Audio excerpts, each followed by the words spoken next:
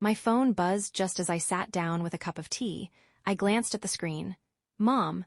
For a second I considered ignoring it, then I opened the message. Don't call or come over, we're done, and don't even think about the will, sweetie. I read it twice, not because it hurt, because it was oddly dramatic. The word sweetie was a nice touch. My mother always added that when she wanted to sound cruel and polite at the same time. I took a slow sip of tea.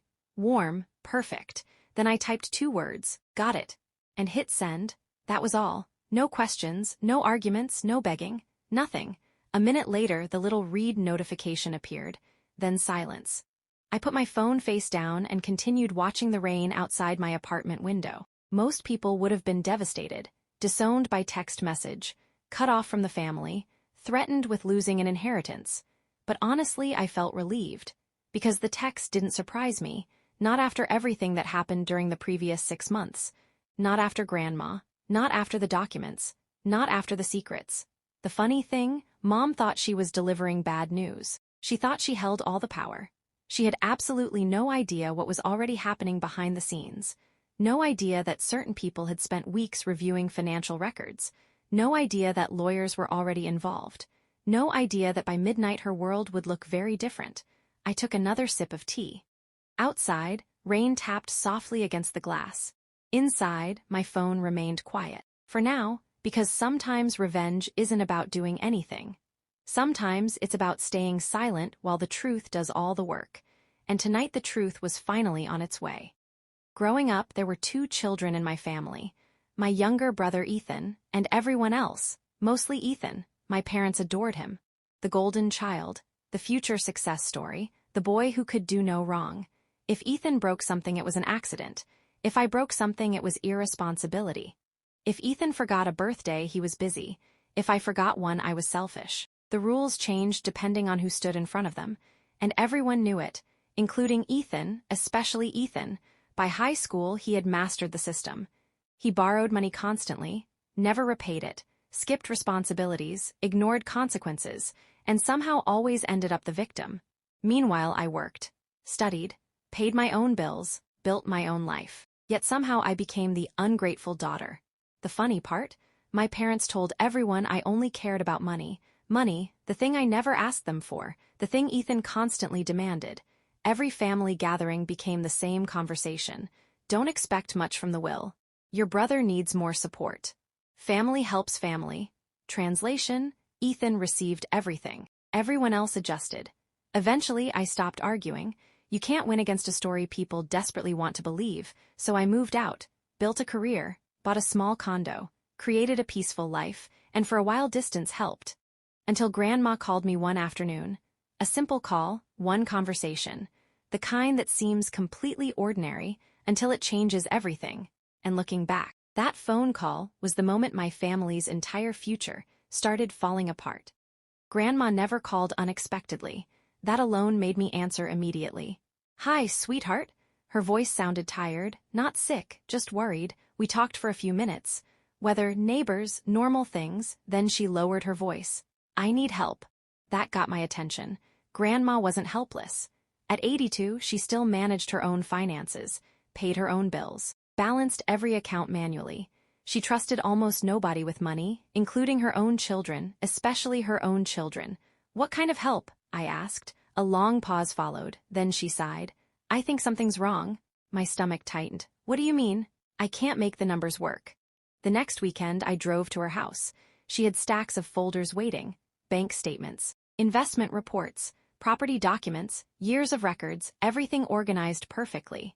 At first glance, nothing seemed unusual. Then I started comparing dates, transfers, withdrawals, account activity, and slowly a pattern emerged. Small amounts, then larger amounts, then very large amounts, always explained away somehow, always connected to family emergencies, business opportunities, unexpected expenses, and nearly every trail led to one person. Ethan, the golden child. Grandma watched quietly while I reviewed the paperwork. Finally, she asked a question, one simple question, the kind that changes a room.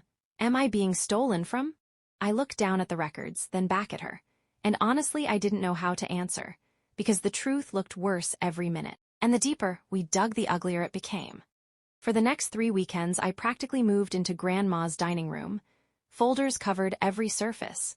The dining table, the sideboard, even the couch.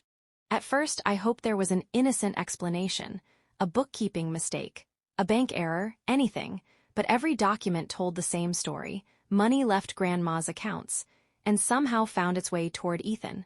Not directly. That would have been too obvious. Instead, it moved through loans, joint accounts, business transfers, credit payments. A maze designed to confuse anyone looking casually. Unfortunately for them, I wasn't looking casually. I spent my career reviewing compliance records. Patterns were my job, and this pattern was ugly. Very ugly. One Saturday afternoon, Grandma brought me tea and quietly sat beside me. She looked exhausted, not physically, emotionally, like someone slowly realizing they trusted the wrong people. "How bad is it?" she asked. I hesitated, then told her the truth. "Bad enough that you need legal advice." The color drained from her face. For several seconds, neither of us spoke. Then she nodded slowly, as if she already knew, as if part of her had known for years. She simply hadn't wanted to believe it. The hardest betrayals are the ones committed by people you love, especially your own family. Then Grandma opened a small drawer beside her chair. Inside was a sealed envelope. She placed it on the table. "If something happens to me," she paused, "promise you'll make sure the truth comes out." I stared at the envelope, then at her. And for the first time, I realized this wasn't just about missing money. Grandma was scared, not of strangers, not of criminals, of her own family, and honestly that terrified me too. A week later, Grandma introduced me to her attorney, a quiet man named Mr. Walsh. Silver hair, sharp eyes, the kind of person who noticed everything. We met in his office, and for nearly 3 hours we reviewed documents, every transfer, every withdrawal, every questionable transaction. The more he saw, the less he spoke, which wasn't reassuring. Finally, he removed his glasses and leaned back. "This is significant." That wasn't the word I wanted to hear. Grandma sat perfectly still. "What does significant mean?" Mr. Walsh chose his words carefully. "It means we need a full review." Silence filled the room. Then he added something unexpected. "Immediately." After that meeting, things started moving quickly, very quickly. Account reviews, record requests, additional paperwork, professional audits. Grandma authorized everything. No hesitation, no second chances, no warnings, and through it all we told nobody. Not Mom, not Dad, not Ethan. Nobody. Life continued normally on the surface.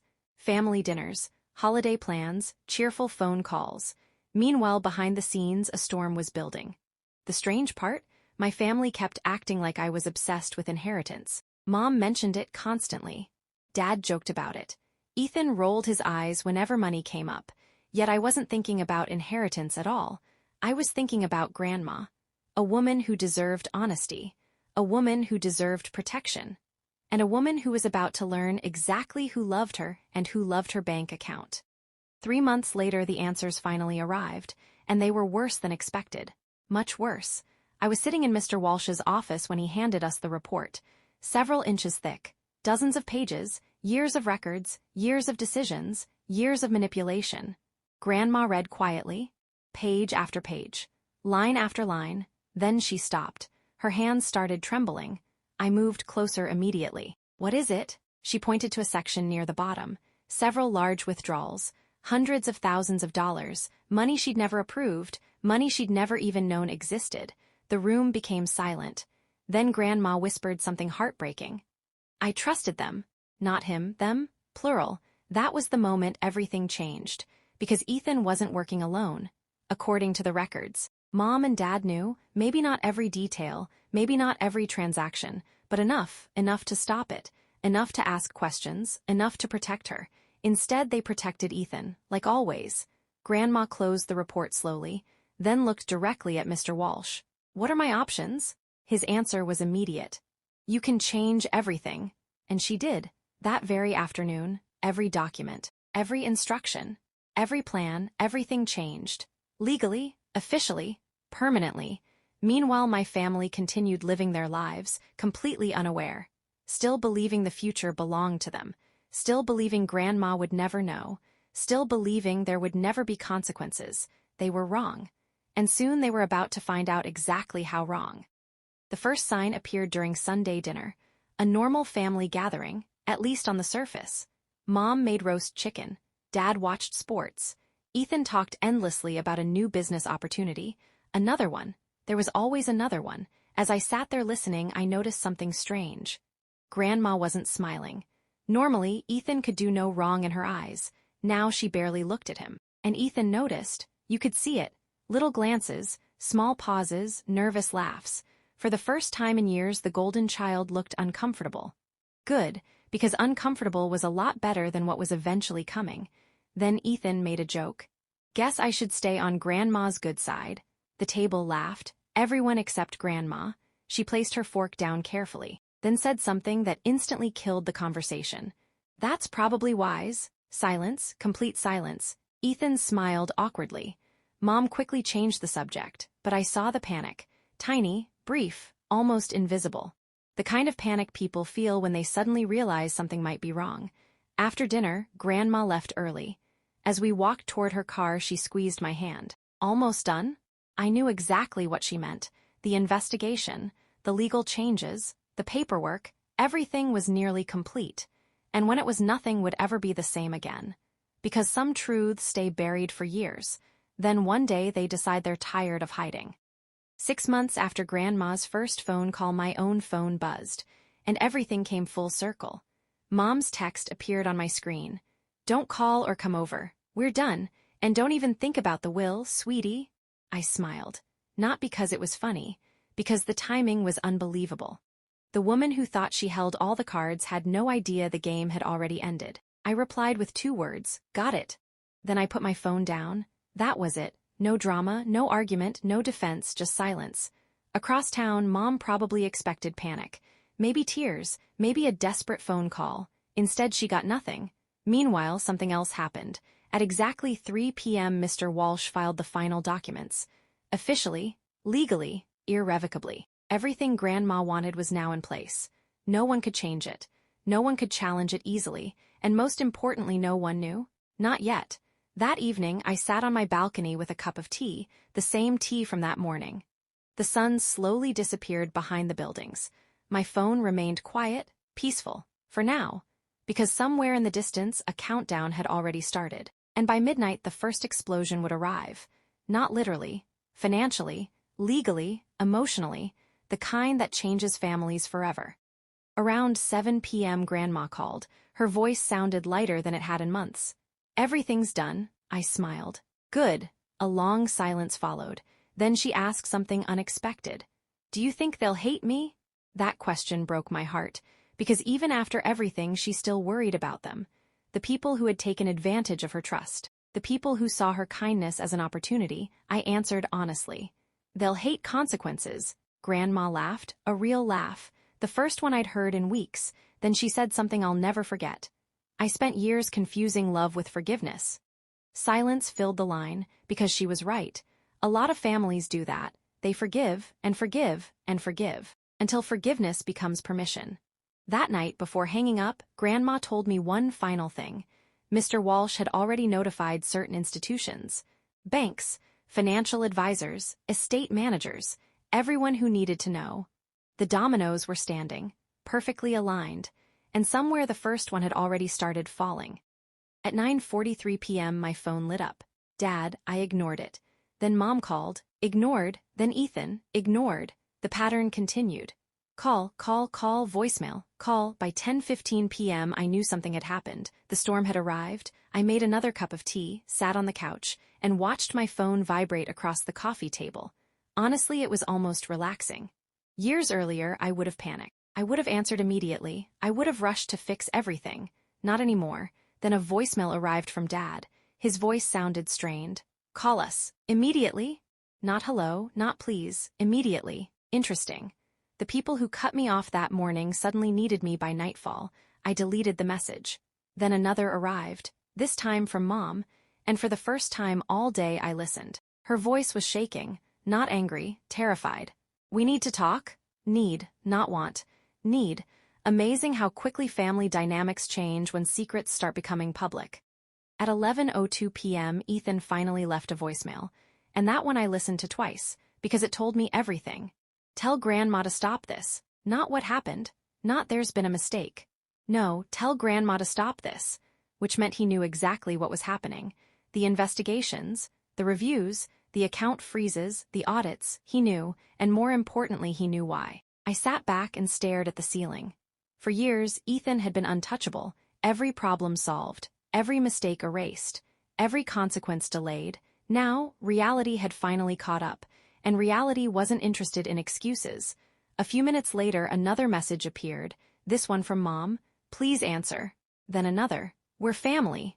I almost laughed, because family always appeared when they needed something. Never when I needed something, never when I was blamed, never when I was excluded.